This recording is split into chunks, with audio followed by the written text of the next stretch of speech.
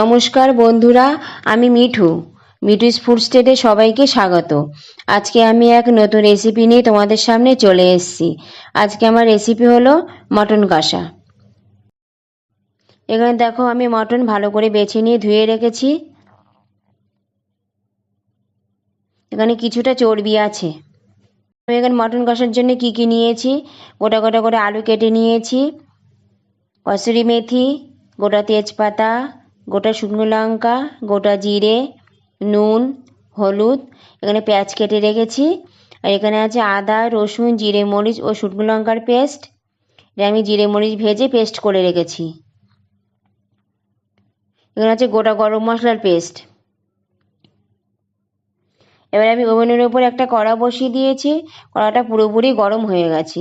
এবার আমি ওর মধ্যে পরিমাণ মতন তেল দিলাম। তেলটা পুরোপুরি গরম হয়ে গেছে। এবার আমি কেটে রাখা আলুগুলো ওর মধ্যে দিয়ে দিয়েছি।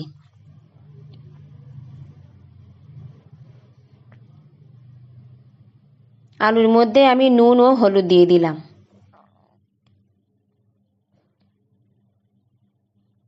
আলুটা লাল লাল করে ভাজা হয়ে গেলে আমি নামিয়ে নেব।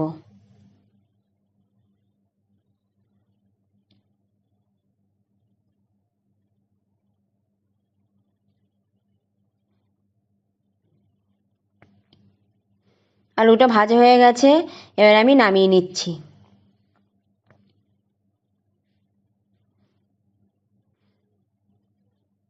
ওই কড়াইয়ের মধ্যে আমি আরেকটু তেল দিলাম।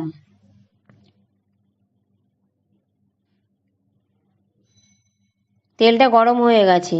আমি তেলের মধ্যে গোটা তেজপাতা, গোটা শুকনো লঙ্কা, গোটা জিরে ও কেটে রাখা পেঁয়াজগুলো আমি দিয়ে দিলাম।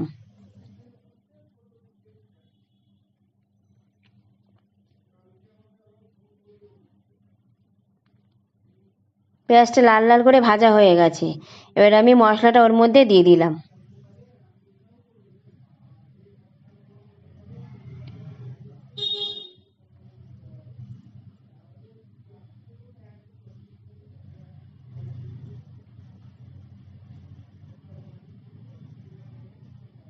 মশলাটা অন্তত আমি 5 থেকে 6 মিনিট কষে নেব। মশলাটা কিছুক্ষণ কষে নেবার পর আমি ওর মধ্যে একটু নুন, হলুদ দিয়ে দিলাম।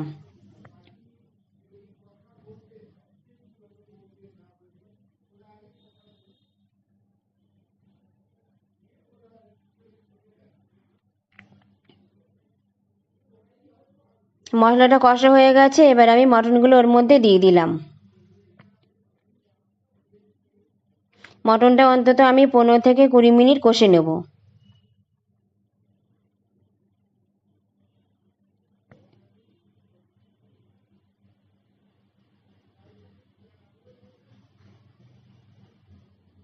মাটনটা কিছুক্ষণ কষে নেবার পর আমি ভেজে রাখা আলুগুলো ওর মধ্যে দিয়ে দিলাম।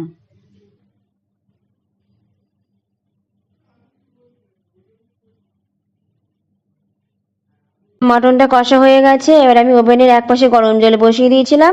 গরম জলটা আমি ওর মধ্যে দিয়ে দিয়েছি। আমি এখানে গরম জলটা কম দিয়েছি, কারণ আমি মাটনটা প্রেসার কুকারের মধ্যে দিয়ে দেবো।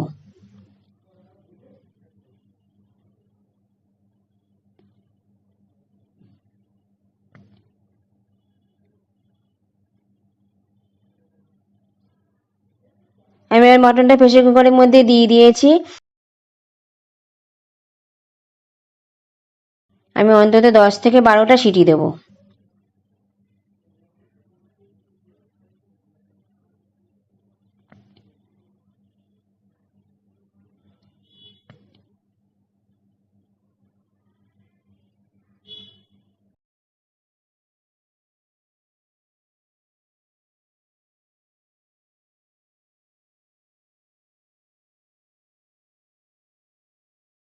আমি প্রেসার কুকারটা নামিয়ে নিলাম।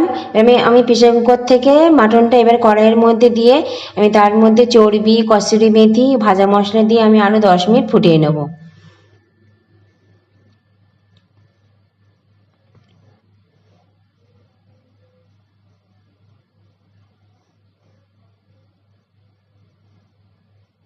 10 মিনিট পরে ঢাকনাটা তুলে নিয়েছি।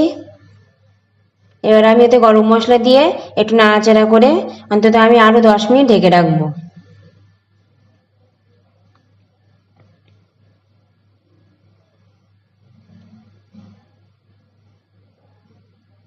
এবার আমি গরম মশলাটা দিয়ে দিলাম।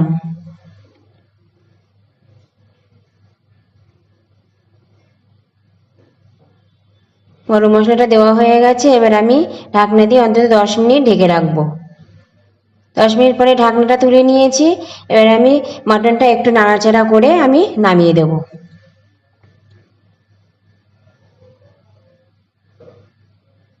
আমার মটন কষাটা রেডি বন্ধুরা, এবার আমি নামিয়ে নিচ্ছি। আমার মটন কষাটা কেমন লাগলো বন্ধুরা, যদি ভালো লেগে থাকে একটু লাইক, সাবস্ক্রাইব, কমেন্ট করে দেবে আর অবশ্যই একটু শেয়ার করে দেবে।